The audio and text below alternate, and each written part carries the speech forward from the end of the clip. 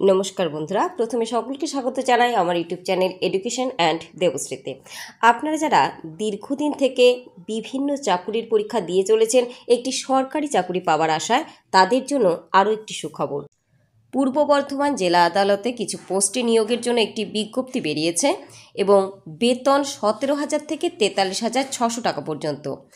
এই ভিডিওতে আমি এই বিজ্ঞপ্তি বিষয়ক বিস্তারিত তথ্য দিয়ে দিয়েছি, যাতে এই বিজ্ঞপ্তি বিষয়ক বিবিধ বিষয়গুলি আপনারা খুব সহজেই জেনে নিতে পারেন এবং বুঝে নিতে পারেন ও আবেদন করতে পারেন। পশ্চিমবঙ্গ রাজ্যের পূর্ব বর্ধমানের ডিস্ট্রিক্ট জাজের অফিসে গ্রুপ ডি কর্মী নিয়োগ করা হবে বলে জানিয়ে একটি বিজ্ঞপ্তি প্রকাশ করা হয়েছে।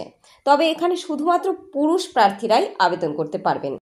বিজ্ঞপ্তি অনুযায়ী আবেদনকারীর যোগ্যতা, বয়সসীমা, আবেদন ফি, আবেদন পদ্ধতি সহ বিবিধ বিষয় আমি এই ভিডিওতে দিয়ে দিলাম। আপনারা দেখে নিন ভিডিওটি একটু থামিয়ে আমি আর পড়ে দিলাম না, তাতে ভিডিওটি অনেক দীর্ঘ হয়ে যাবে। আর আপনাদের বলে রাখবো, নোটিশটি অবশ্যই অফিসিয়াল ওয়েবসাইটে গিয়ে ডাউনলোড করে নেবেন বন্ধুরা, কারণ এই নোটিশেই দেওয়া রয়েছে আপনাদের আবেদনের জন্য ফর্মের ফরম্যাটটি। অবশ্যই নোটিশটি ডাউনলোড করে প্রিন্ট করে নেবেন বন্ধুরা, যাতে করে আপনারা খুব সহজে ফর্ম ফিল আপ করে নিতে পারেন এবং নির্দিষ্ট ঠিকানায় আপনারা পোস্ট করে দিতে পারেন। নোটিশটি ডাউনলোড করতে হলে প্রথমে আপনাদের এই ওয়েবসাইটটিতে যেতে হবে এবং সেখানে গিয়ে আপনারা এই যে পেজটি সেটি দেখতে পাবেন, অর্থাৎ অফিসিয়াল ওয়েবসাইটটি, তার যে হোম পেজ তা দেখতে পাবেন এবং নিচের দিকে একটু স্ক্রল করে চলে আসুন। সেখানে দেখুন দ্বিতীয় স্থানে লেখা রয়েছে রিক্রুটমেন্ট, ক্লিক করুন।